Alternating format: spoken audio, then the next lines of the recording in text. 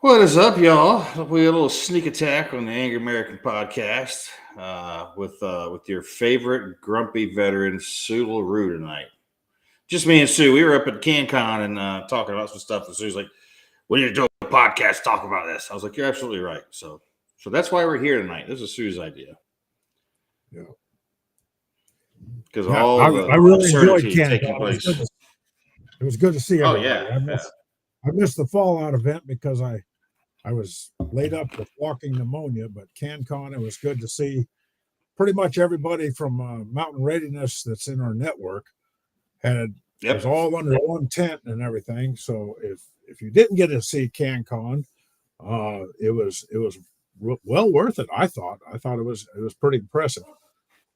I thought so too. It was fantastic. And those bags that the VIPs bought, those bags were like $1,300, I guess is what it cost. But shit, they had a handgun in there, they had a suppressor in there, they had a full rifle build in there, and they had all kinds of other crap in there.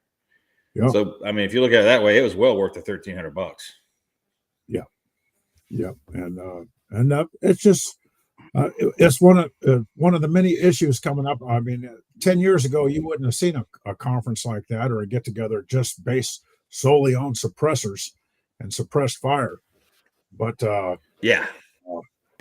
like you and I've said many times, you can't go to Europe and shoot a non-suppressed rifle on a range without being considered very, very rude.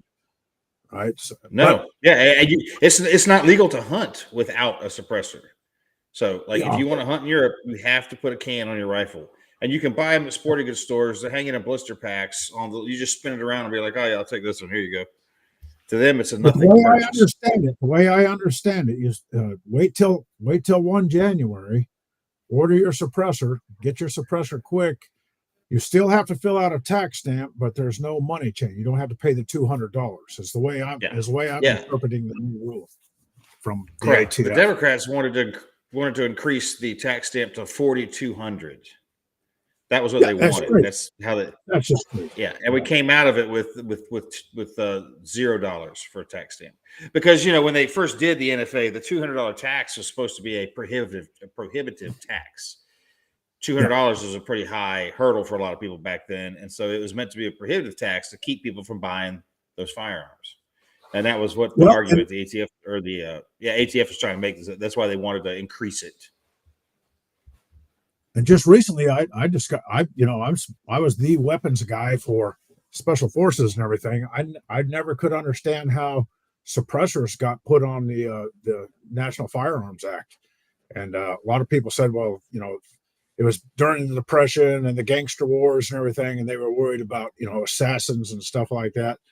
Not true. I just found out about 6 weeks ago that it was because the Department of Wildlife was worried about white-tailed deer basically going to the Endangered Species Act because there was so much poaching during the Depression. So they asked the BATF to put suppressors on the NFA or the National Firearms Act and put the tax stamp on it so people couldn't go out at night, spotlight deer, and hunt quietly. Because it's interesting because like in Decline and Decay, I do a whole take on the white-tailed deer, the fact that it was nearly extirpated east of the Mississippi. Like they did not exist east of the Mississippi. If you saw a deer, it was something you told people about, and that is why they put the suppressors on the NFA. That very reason, because like you said, they were hunted almost to extinction on this side of the country. Right. We only have white-tailed deer because we want to. Yeah. Absolutely. Not allowed to kill the king's deer, of course. So that's not even on your own property. Yeah, that's an interesting little tidbit of history that doesn't get into the history books very often. But it's interesting the way those two things fit together right there. That's cool. Yeah. Yeah. So no, the reason we wanted to do a podcast in our off season is just this government shutdown. I think was the number one thing people wanted to talk about. Of course, yesterday was Veterans Day, and little known fact. There, if you look, it's right off the census. Right off from the Census Bureau. Since 1775, 41 million people have served in uniform for the United States of America. In the entire history of the United States and all the wars, peacetime, everything like that. 41 million people, including the Confederacy. Right. Well, everybody during the Civil War. Right. And it just kind of sticks in my craw a little bit when we talk about socialism versus capitalism and everything. So this government shutdown, the number one thing that people have been saying on both sides, Republican and Democrat, 43 million people are going to go without groceries. So 43 million people on the SNAP program because basically they refuse to buy their own groceries. Now, remember, clear up until Obama was elected, Clinton, in his last 2 years as president, he put a work requirement on, back then it was called the EBT, the EBT card. Yep. So they had to have a work requirement on it. It never got over 10 million people asking for the government to pay for their groceries until Obama lifted the work requirement. Now think about that. Yep. It basically quadrupled because now you don't have to work for it. I've stood behind somebody in line, and she flat told me, when she had 2 carts of groceries. Of course, she had a couple cases of beer and some cigarettes in there, and the cashier said, "I'm sorry, but the beer and cigarettes aren't covered by EBT card." And I'm standing there behind her with a loaf of bread and bologna. That's all I get to eat for the rest of the week. And I said, what's going on here? Why are you getting all these groceries and everything? And she said, well, the government has to pay for my food. And I said, lady, the government doesn't pay for your food. The rest of us standing in line here, we get taxed and they buy your food for you, Yeah. And then to kind of rub it in our face, she pulled out a Chicago roll and paid for her beer and cigarettes with a roll of $100 bills about that thick, So it really sticks in my craw. This whole government shutdown thing should really show the people how big the federal government has become, how bloated the federal government has become, and really, if you think about it, I mean, come on, there's TSA is not getting paid. Of course, the troops did get paid. The other one is canceled flights, flight delays instead of for air traffic control. Yeah. Well, what we were talking about right before we came on about the fact that the Congress and senators still get paid during the shutdown, but all the other agencies do not. That's a freaking crime. Like the fact that we allow these people the ability to vote that kind of shit for themselves. They get to give themselves pay raises. They don't have to ask us. They're supposed to be our representatives. If they're our representatives, we should vote their pay raises. Or in this case, I think pay cuts. I think that's what a bunch of them need, are pay cuts. And that's what we need to remind people is, they're supposed to be our representatives. And yes. me, I'm a big constitutionalist. I think the best book I've ever seen on the Constitution is this one right here. Idiot's Guide to the U.S. Constitution. People, if you don't use this as a reference material, I suggest you get this. It's pretty easy and self-explanatory, but they talk about, and I got a pencil in there in the page.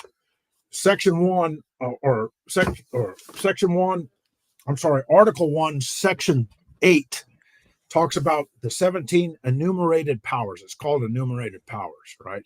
So to post offices and roads, things like that. Those are enumerated powers that are in the Constitution, right?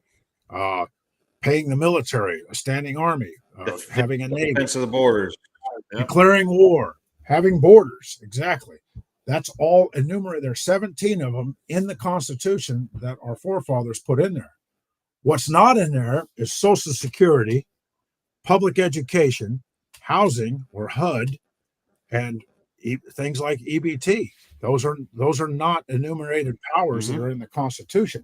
Those are things that kind of slipped in, you know, in this the last century, starting with Woodrow Wilson and the 16th Amendment, getting income tax put in there as an amendment.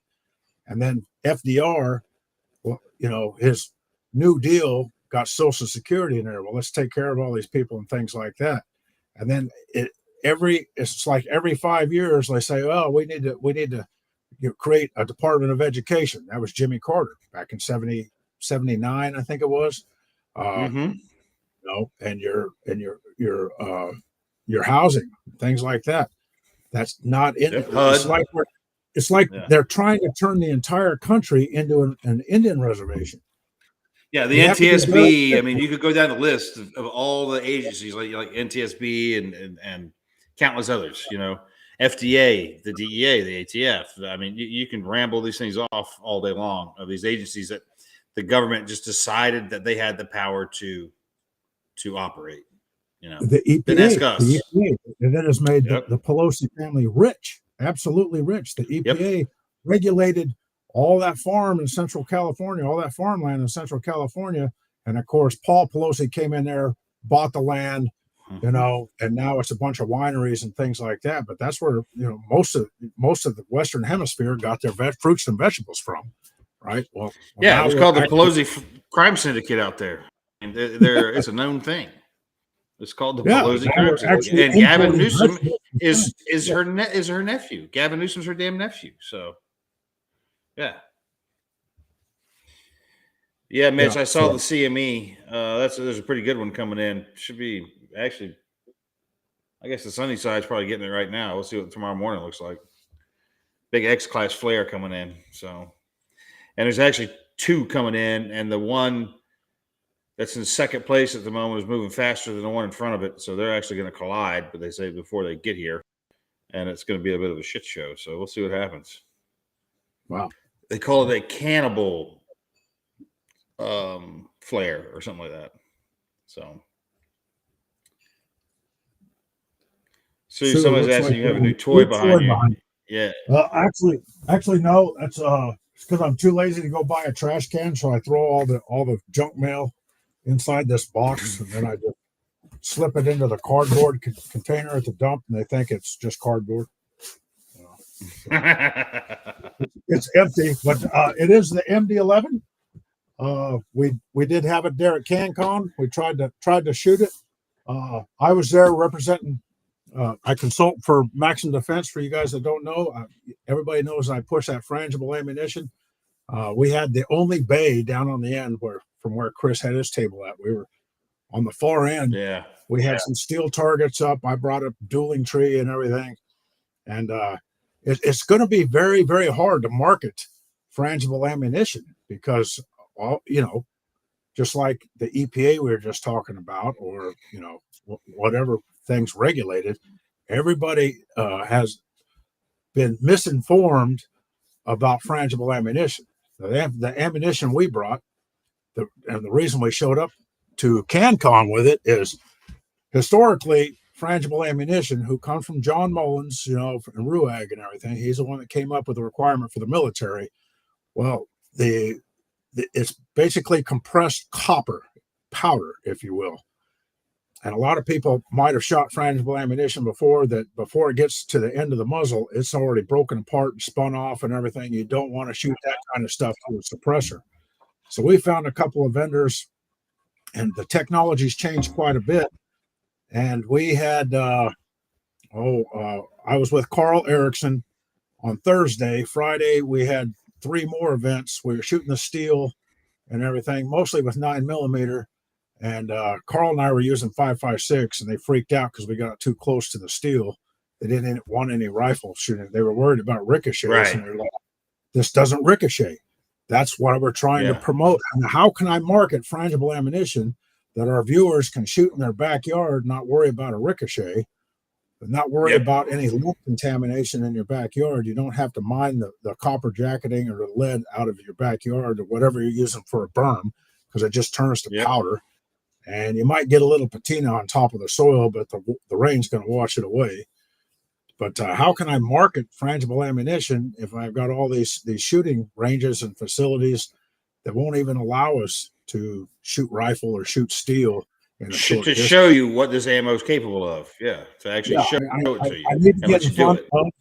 of the buyers, the customer base, and I need to show them the wow effect, where Carl and I go right up to the steel, and we're only this far away from the steel, and we're doing a mag dump, and all it's doing is denting the steel, and powder's going up and down and sideways, but nothing's ricocheting.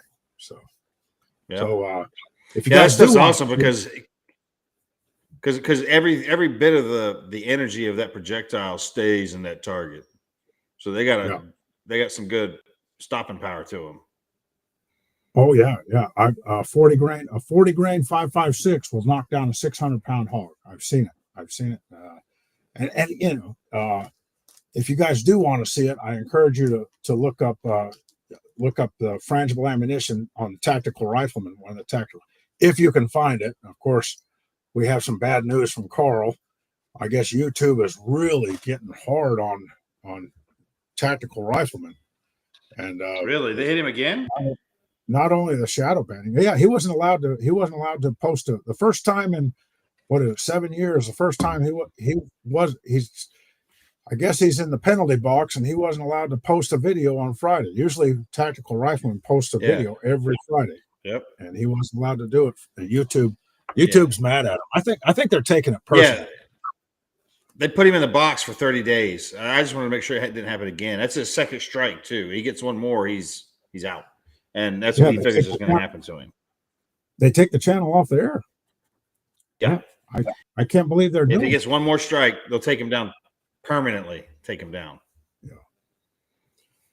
Yeah. So just for all the people that think that everything was going to change because Trump got elected, there's still the diehard cancel culture out there, and they're going to push back very hard. And I think we've seen it. This whole government shutdown is part of it. You know, they've been trying to blame the Republicans for the government shutdown, and then when those senators caved, what was it? Monday. You can almost see the split between the socialists and the conventional Democratic Party. I mean, it's just split right down the middle. It's almost embarrassing. It is embarrassing to think that. Well, it's fun watching them eat themselves. I mean, you know, that party is destroying itself right now, and it's sadly to say it's fun to watch at this point because you know they deserve it for what they've done. But you know, like you said, Trump's in office now, and the spying on the 8 senators, like we know that happened. That's confirmed, legit. All the evidence is there. How come we're not seeing people being charged yet? You know, how come there's no charges? How come Comey and all those other clowns haven't been charged yet? You know, for the whole Russiagate thing, because all the evidence is out there now. So why hasn't the DOJ charged anybody? You know, that's the kind of crap. But then you look at New York, they elect that idiot Mandami. You know, the only other thing that guy's ever done. They call him a Democratic socialist. Don't be fooled. That's pure communism. The only one that's he's a straight communist. He's Bernie Sanders. Bernie Sanders is a pure communist. Yes. Yep. And he's happy about it, you know. But the only other thing that guy's ever done in his life was he tried to be a rapper, and that failed, of course. But that's it. Well, and it's the Republicans' fault too. I mean, they say this whole government shutdown and say, hey, we, you know, during COVID, they subsidized the Affordable Care Act or Obamacare, right? Now they're saying, well, everybody's premiums is going to double. Well, because they didn't. Everybody knew that Obamacare was never going to work. It's been subsidized basically since the Republicans failed to kill it.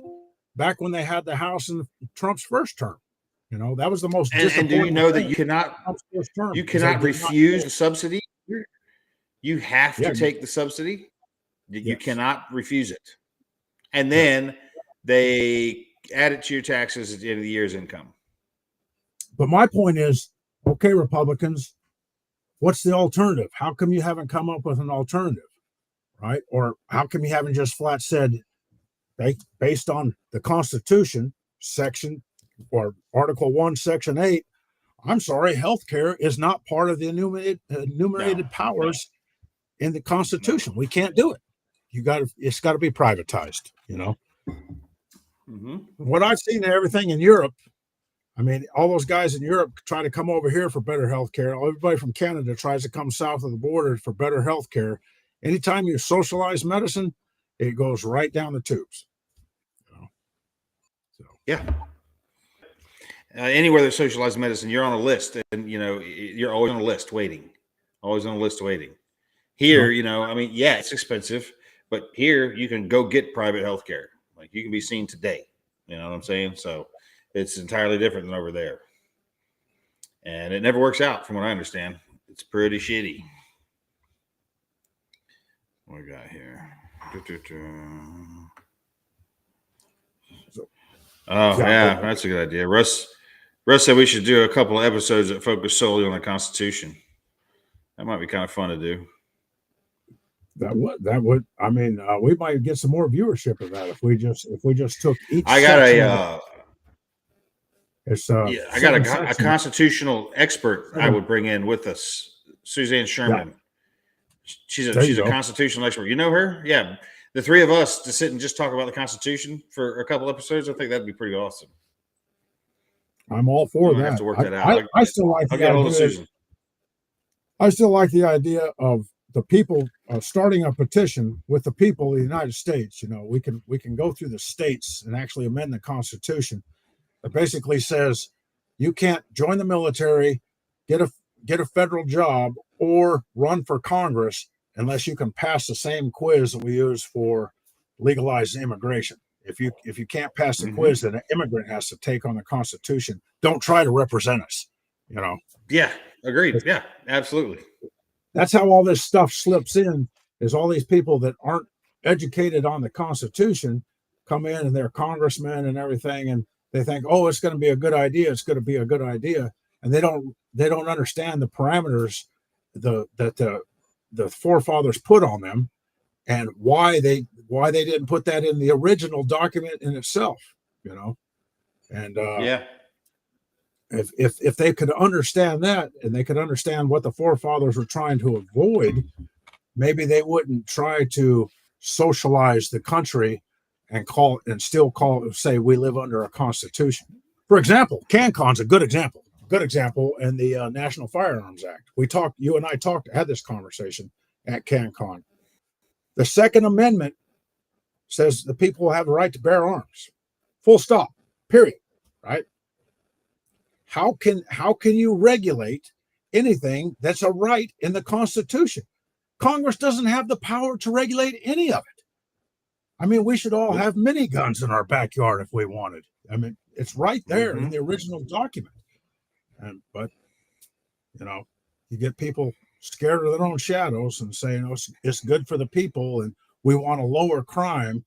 And as we all know, like a open carry state like Florida, where you live, I mean, crime's actually lower. Not open carry. We have constitutional concealed carry. So no permitting required now. Yeah, they don't open carry. Wait, no, actually they did just pass open carry. You're right. No, they did. They did just pass it. I think you can open carry now. I won't. I thought I heard something. Yeah, they just passed it. Yeah, I'm sorry. Yeah, I forgot about that, because to me that's ludicrous to open carry. It's But if you have away the greatest asset you have, when you're going up 95 and you hit the New Jersey state line. They said, "Oh, Florida plate. Let's pull them over and see if they got a gun, because you can't carry a gun in New Jersey." Whoa, wait a minute. No. The Constitution covers the United States, including New Jersey. Yep. Yep. And there's been a number of cases of traveling across state lines when you're just traveling with your firearms, where guys get arrested, and the Constitution is the only thing that saves their ass for that very reason. Active duty military special forces guys have been put in jail because they had a gun in their car and they got pulled over in New Jersey. Yep. No. It's messed up. It's messed up. It's funny, back to Mandami for a minute. Hochul wouldn't endorse him. but she kept her mouth shut all the way through the election. And as soon as he's elected, comes out and says, "Yeah, I'm not going to do none of that shit for him." As far as like wanting free buses, he doesn't have the power to do that, and wanting to redo tax white neighborhoods more than brown neighborhoods. This is how he was going to, do everything. And the governor's like, "Yeah, he's not doing none of that shit either." And so now his election, there's already buyer's remorse in a massive way in the Democrats of New York. And businesses are packing up and leaving, and real estate is going up for sale because people are leaving the city. Yeah. And what they got to understand is he had no intention of keeping any of those promises. But just like London and just like the suburbs of Paris and everything, he's all about Sharia law. And you watch how many Islamic rules off of religion. I mean, he's going to basically violate the Constitution by telling other people in the city that they got to do this, got to do that. There's parts of London right now and suburbs of Paris that are no-go zones for the local police. They can't go in because they're under Sharia law. You can't do that. And we need to wake up real quick because we don't want the problems going on in Western Europe that they're trying to experience now. That they're going through now because they're Poland was the only one that Poland was the only one that had their shit together in that regard because they kept their borders closed and won't let them over. Well, so they're you look at what's happening in Germany, and now they're starting to say we got to send them all home. You're starting to hear it in Germany, and there's rumblings in France, even in the UK, saying we got to send all of them home. Get them out of here. And I saw the same thing when I went to Minnesota, where Maximum Defense is at. When I went through Minneapolis and even all the way out in St. Paul, that's an hour and a half from Minneapolis. A lot of Somali nationals there who have been there 2 and 3, 4 generations. They're not assimilating at all. They're not even trying to assimilate. No. They don't want to assimilate. They want their own little tribe and their own little territory in whatever city or whatever state that we, the United States, brought them into under a refugee program, and we've been doing it for decades now. Yeah, and so they just Dearborn, Michigan. Dearborn, Michigan has a city ordinance where noise. They don't want noise at certain hours and everything, trying to keep a nice calm city going. But now, all over Dearborn, Michigan, you can hear a call to prayer 5 times a day on loudspeakers from all the mosques around there. Yep. And so like Minneapolis just had a mayoral election, and the entire election was about Somali tribalism. Yes. There was a guy running from one tribe, running from another tribe, and the dominant tribe got together to make sure that. Why are we dealing with Somali tribalism in an election in the United States? You know what I'm saying? Like, it's getting a little too far. If you wanted to come to America, you wanted to come here to be an American. You don't want to come here to be a Somali. And the one guy, the guy that got beat, thankfully, at all of his little campaign things, it was all Somali flag shit everywhere, just everywhere. And he looked like the fucking dude from Captain Phillips. He looked like that dude. He was a skinny. You know what I'm saying? So. Well, you could look. I mean, I'd say 90% of them. You could look right at them and say, "Well, that guy's from Somalia. That guy's from Somalia." You don't have to be in Minnesota. I mean, I've been to several truck stops and seen the truckers coming in and say, "Oh, well, that guy's not African American. He's from Somalia." They got that gene pool. There's a reason we called them skinnies back then. yeah. They're I mean. If you know what a Somali looks like, they're real fucking easy to pick out. Like, oh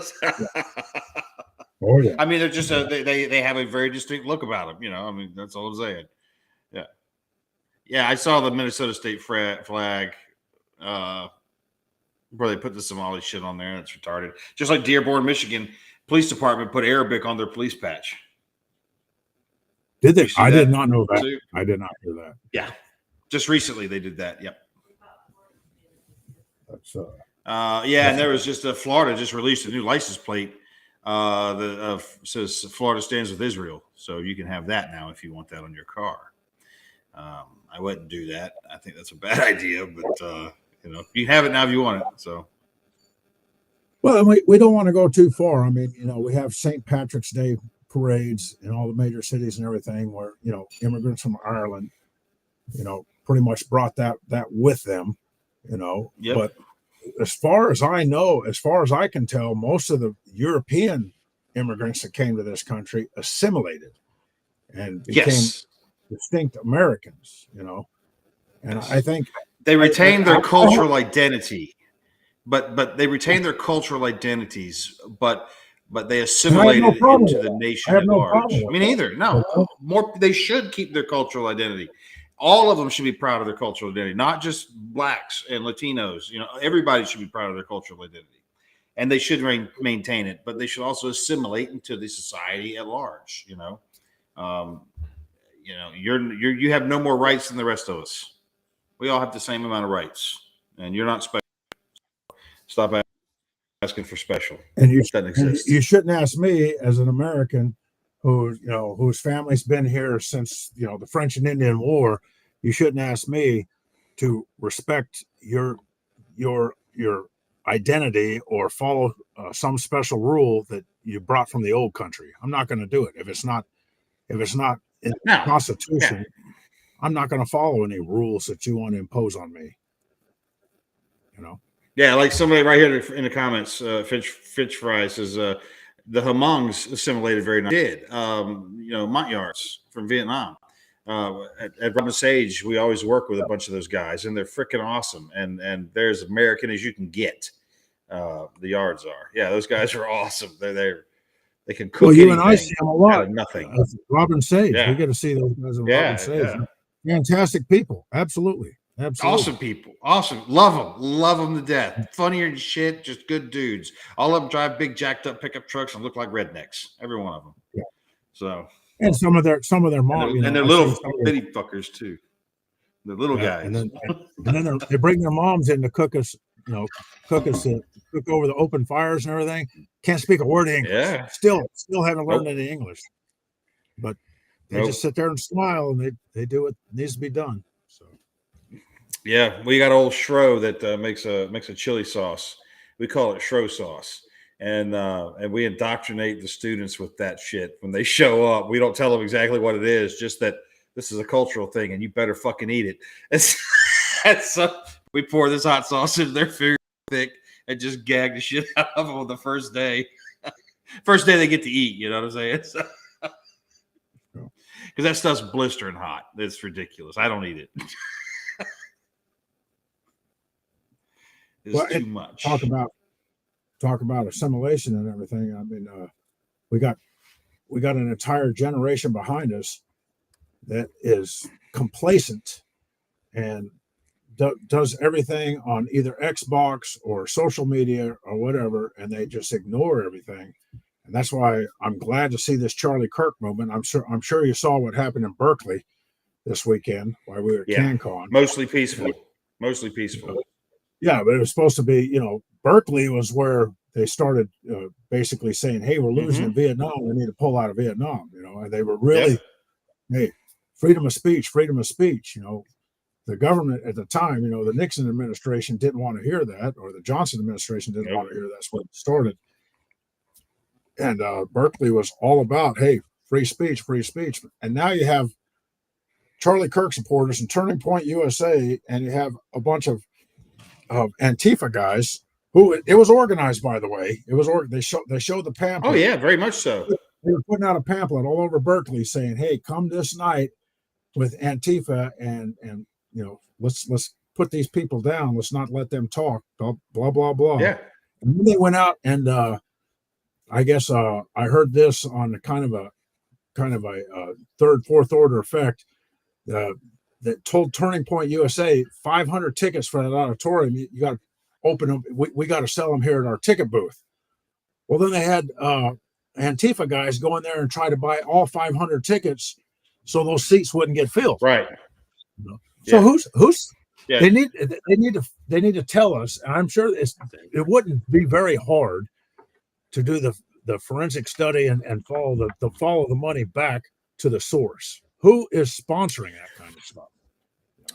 Well, they're starting to. DOJ starting to do that, and I saw a thing today where they've charged like 97 people so far in recent weeks with impeding a federal officer or assaulting a federal officer.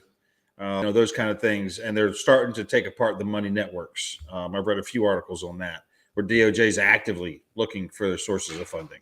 So that process is getting started now. Finally, someone's actually doing it. I hope they actually do it. They say they are. Well, that's kind of. I'm glad we're doing this podcast. I mean, because we're trying to take a break for the holidays and everything, but we got to remind our listeners that don't get complacent. This administration is getting hit with resistance after resistance after resistance, and especially next year in the midterms.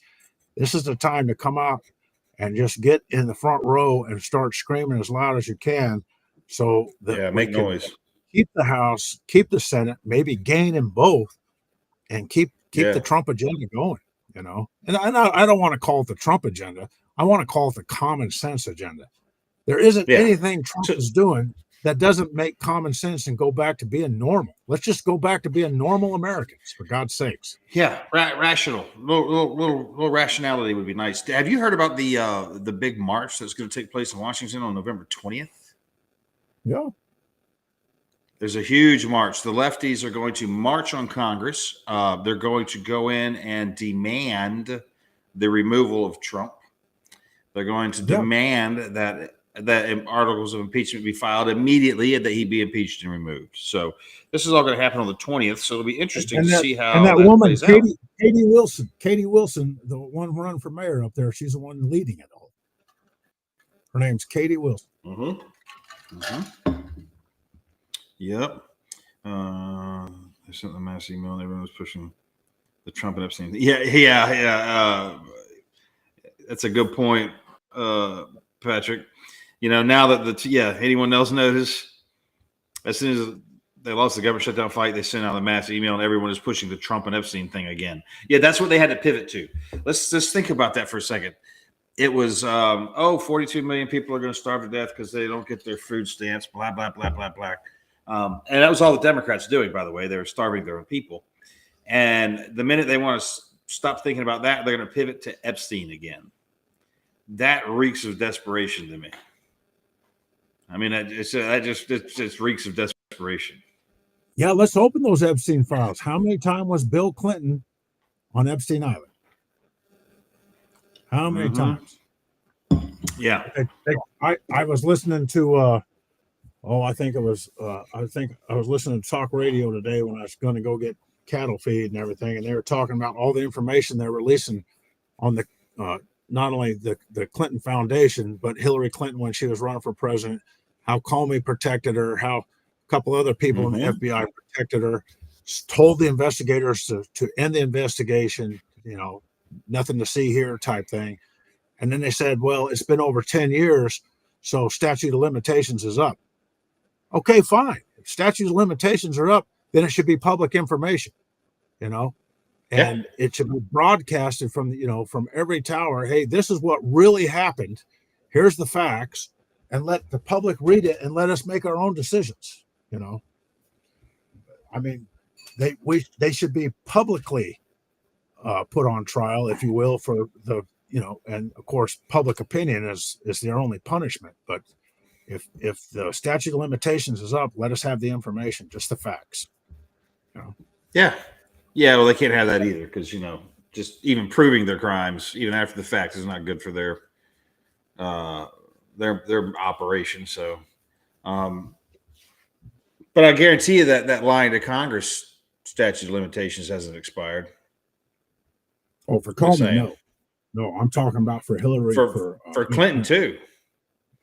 Is there statute of limitations for lying to Congress? I would think that would be left the wide ass open.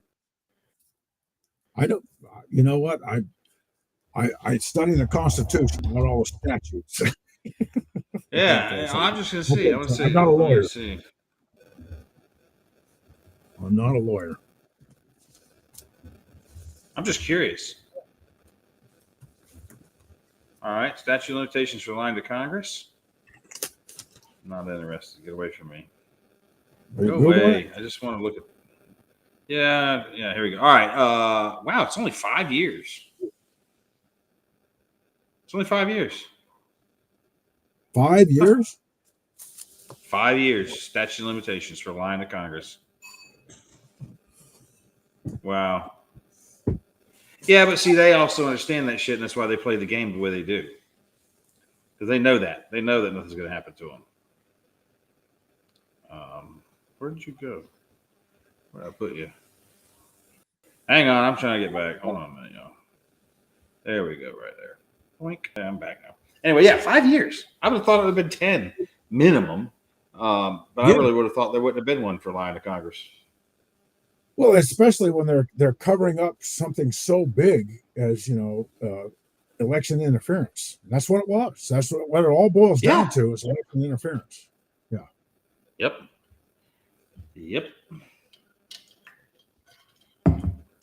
So, what do you think's on the horizon, man? Like, what's the next trigger you're watching right now? What are you thinking? Just curious. I'm thinking that what I'm surprised about is number one, the amount of anti-Semitism. We got Emery over there right now, and he's sending us some. Oh, by the way, guys, he did send us a message from Israel while we were at CanCon, and he's made Sergeant Major in the IDF, Israeli Defense Forces. Unfortunately, wow, really? Unfortunately, I sent him back a message and said, "Hey, you didn't get paid for the first time you're over there. You're not getting paid now. So 0 plus 0, even at Sergeant Major pay, is still 0." Yeah. Nothing plus nothing is twice as much as nothing. You didn't get paid the first time.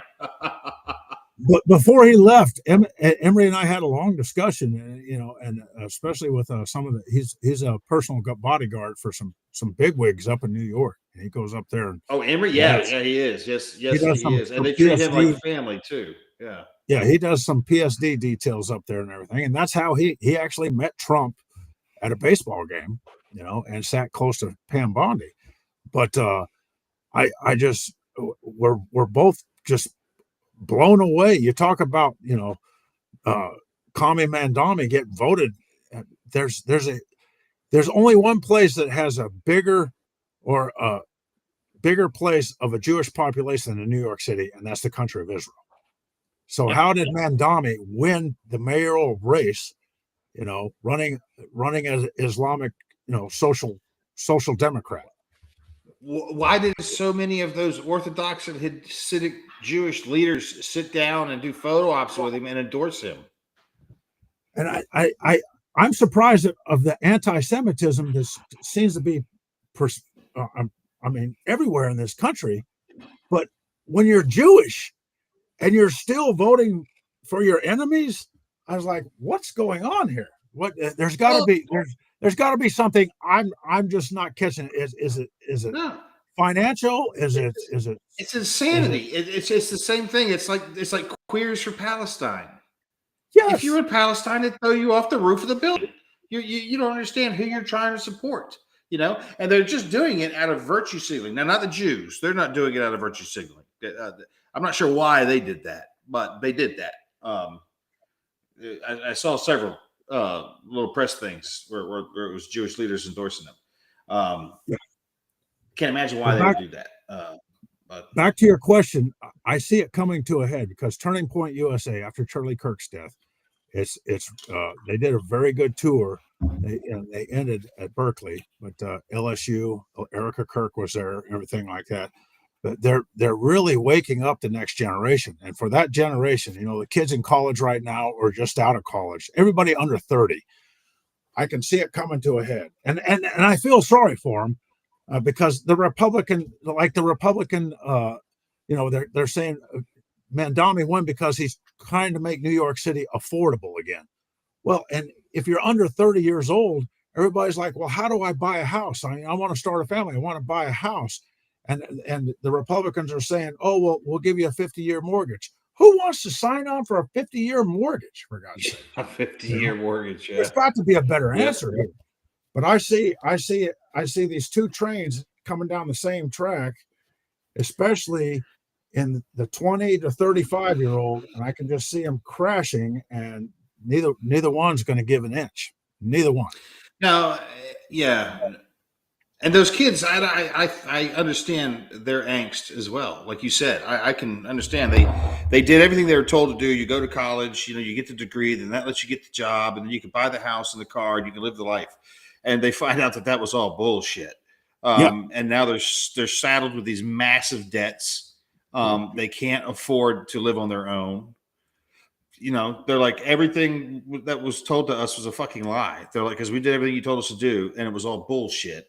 And they look at us and they say how easy we had it because we tell them, oh, well, all you had to do is work hard and shit like that.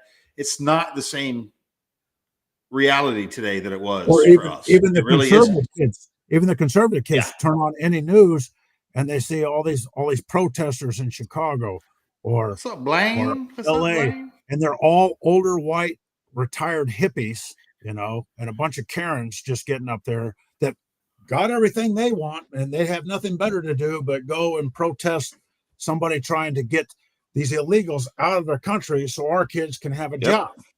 And I can understand why they're pissed off. They don't know who to. What I don't get is I saw a little video clip. It was on another thing. I'd watched this video about Mandami, and it was this young girl, 23 years old, medical student in New York City, living in a multi-million-dollar apartment because it had elevation, talking about how happy she was that he was elected, and it's like you look at her privileged life that she's living. Mommy and daddy have put her in this high-end ass apartment to go to medical school in New York City. And she's happy that a socialist is coming to town that's going to fix everybody's problems, even though she doesn't understand the problems that she thinks is going to be fixed. Do you see what I'm saying? She has a frame of reference, no experiential frame of reference for what it's like to be poor for these, she has in her head what she thinks it's like. And that's why they romanticize this socialistic bullshit. But as you and I personally know, the romance never lives up to the reality of this shit, and I saw something you mentioned Seattle. Up there in Seattle, I saw somebody come out and say socialism is better than fascism, and they've taken what used to be our traditional, our traditional capitalistic society, and they've regurgitated this fascism label to it so bad that have you noticed that all the socialists that really push it and are happy about it, they're the ones that they're the elites. They expect everybody else to work for them so they can go and get their Starbucks coffee in the morning, and then every afternoon have their wine and cheese sitting on an outdoor table, in a nice restaurant somewhere, because everybody else is serving them. Everybody else is just barely scratching by. That's socialism. That's what they want. Somewhere I've got a screenshot of a screen full of comments from some different social medias and stuff, and it was all these young leftists that were sitting around discussing their dream job in the proletariat. And so you read through these comments, and it's just hilarious. There's a lot of gardeners, librarians, personal assistants, cooks, and chefs. All this goofy shit. There's no work in the fields or digging in a mine or none of that. They're all thinking that after the glorious revolution, they're all going to have a champagne socialist. Yeah, Patrick, that's it. That they're all going to have these cushy interior decorator to the proletariat. They're so out of touch with reality, and that's what's sad is because you look at them and you can tell they have no fucking idea what they're supporting. They have no clue. I like Trick's comment in here. And you can't talk to them. Yep, exactly right. I like Trick's comment in here. A 50-year mortgage is perfect for a retired 70-year-old man. That's a good point. That's what I'm going to do. I'm going to get 70, and I'm going to try to get me a 50-year mortgage because there ain't no damn way I'm paying that. Shit, no. No. Shit. Well, this has been fun, Sue. I appreciate you coming on tonight, man. Oh, I appreciate the time. I'm sorry T couldn't make it. T was coming back from Asheville, so T-Tune should have been Yeah. here tonight, but he never made it on. Yep. But this has been awesome. And I don't know when we'll do another one, guys. We might get a wild hair up our ass. You never know, just like we did for this one. This is a spur of the moment. We're just going to do it. Let's do it. Fuck it. We'll do it live. I'm going to be a party leader. No, sweetie. You're going to be fertilizer in a ditch. Yep. What do you want to leave them with tonight, Sue? I just want to wish everybody a good holiday. And remember, don't be complacent. And fill those stockings full of things you need. And don't forget in May, it just came on. Don't forget in May to meet us up. Yeah, thank you. We're going to all be up at Mountain Readiness. And I think, the Bible says that things are going to change like a thief in the night. And I think everybody thinks we're going down the right road and everything. I don't think we are in any safer waters than when we went back during the middle of the Biden administration. I don't get me wrong. I love all the common sense and all the just getting back to traditions that the current administration is trying to do. But I think the Democratic Party is going to pull a fast one on us. So everybody needs to be ready for it. Yeah. And there we go. The Sovereign Health Summit, guys. That will be in October. That will be in place of our Fallout event this year, but you're going to want to be there. This is going to be pretty cool. The people that are coming in, the events that are going to be held there, you're going to want to make that one. If you can only pick one next year, go to the Sovereign Health Summit. That's basically Fallout. So, Russ, big thanks, dude, for being there. Russ is in the background, guys. We've been hanging out for weeks together, all of us, and it's kind of been nice. But me and Bill are finally back home. Eyes up, head on a swivel, folks. That's all I got to say. There's also rumors of this terrorist attack thing that's supposed to happen, on the homeland. That's still drifting around out there. And Trump had the class to bring the Taliban general into the White House, into the Oval Office on the Marine Corps birthday on Monday. I thought that was pretty shitty, but we'll see how that plays out. But anyway, you guys know the drill. Be good at it. We'll catch you next time. Until then, we'll see ya. And